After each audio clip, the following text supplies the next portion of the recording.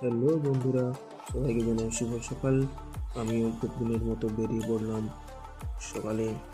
এই যে আমাদের সকালের দৃশ্য, বেশ ধোঁয়া ধোঁয়া রাস্তা।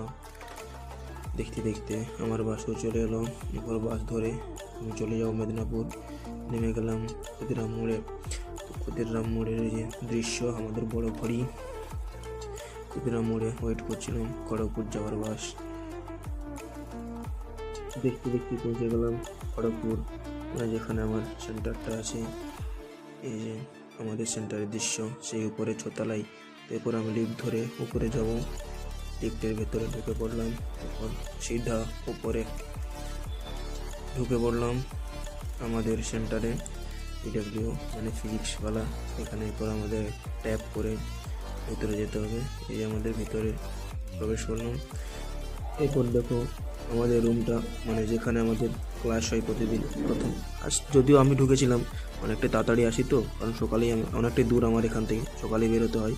তো এই যে আমাদের রুম, স্মার্ট বোর্ড এবং সব কিছু। এই যে আমি একা, ওই জন্য একটু ভিডিও করে নিলাম।